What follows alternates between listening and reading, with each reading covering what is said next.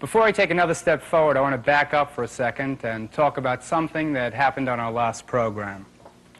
Then, in what was to be a preview of the marijuana essay you'll finally see tonight, I went to the Bellevue NYU Medical Center, and there, under carefully supervised and completely legal conditions, I smoked a marijuana cigarette. Now, the purpose of that experience wasn't a frivolous one. It was to test how much, or for that matter, how little the grass affected my reflexes, my coordination, and to see whatever other short-range effects it had on me. The marijuana, incidentally, had been provided to the medical center under federal license from the National Institute of Health. Well, anyway, I smoked it.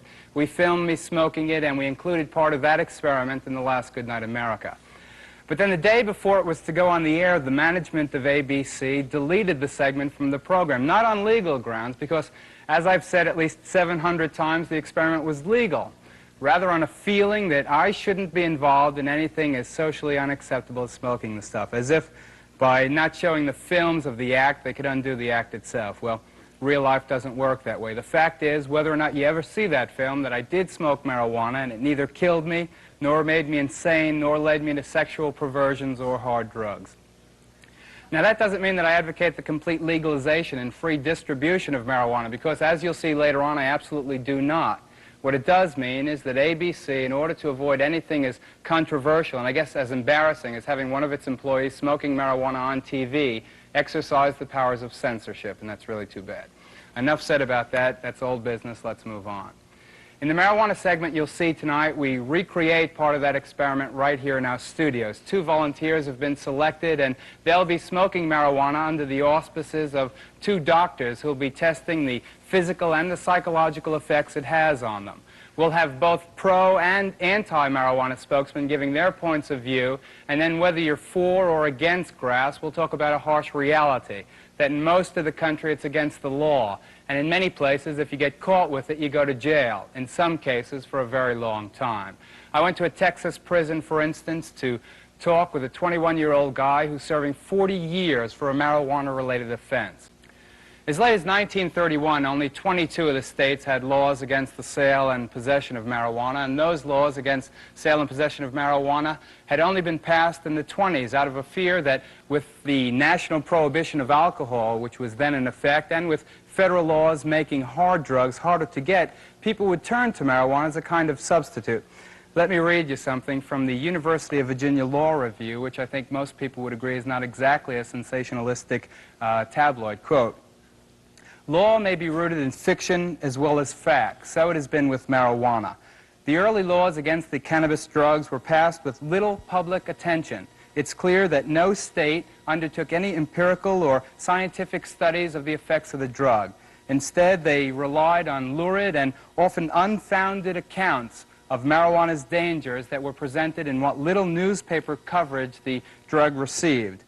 It was simply assumed that it was addictive and would have engendered the same evil effects as opium and cocaine," end quote. Well, anyway, by 1937, marijuana was against the law in all of the states, and one of the most lurid descriptions of all about marijuana also came in that same year. It was an exploitation movie called Reefer Madness. I'll read you the producer's introduction to it. I'm quoting again. "The motion picture you're about to witness may startle you. It would not have been possible otherwise to sufficiently emphasize the frightful toll of the new drug menace which is destroying the youth of America in alarmingly increasing numbers. Marijuana is that drug, a violent narcotic, an unspeakable scourge, the real public enemy number 1. Ladies and gentlemen, an excerpt from Reefer Madness. Your Honor, in this case, the state waives trial of the defendant, Ralph Wiley. It is convinced that he is hopelessly and incurably insane, a condition caused by the drug marijuana to which he was addicted. It is recommended, Your Honor, that the defendant be placed in an institution for the criminally insane for the rest of his natural life. Defendant's counsel joins the state in this request. Since counsel for the defense, as well as counsel for the state, seem to agree on this, I see no reason why the request should not be granted. Yes, that happened right here, to your neighbors.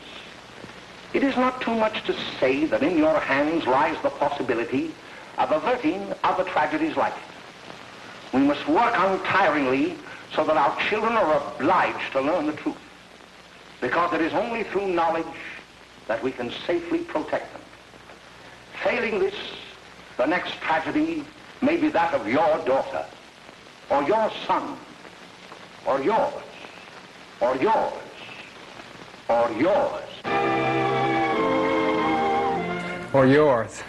One of the primary findings, incidentally, of the 1972 President's Commission report on marijuana was that it did not cause violent or aggressive behavior or crime or insanity. So it's really amazing to me that Reefer Madness wasn't supposed to be a satire. It really represented the way most people viewed the dangers of marijuana when it was made.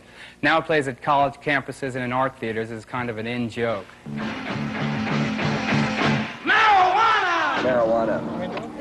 That Commission on Grass and the Law also made other important findings. By 1972, at least 24 million Americans, it said, had used marijuana at least once, and a minimum of 8.5 million were current users. At recent rock festivals like Woodstock and Watkins Glen, and even at some non-musical events like a smoke-in, that number seemed, if anything, to be too low.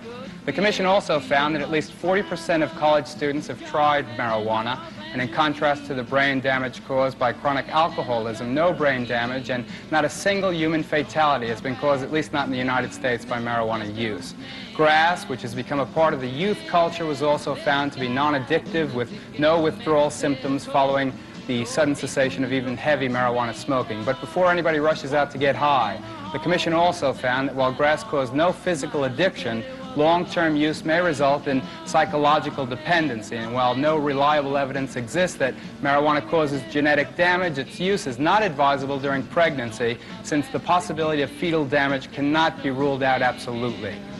We'll talk about the recommendations made by the Commission on what to do about decriminalizing marijuana or not decriminalizing it later on.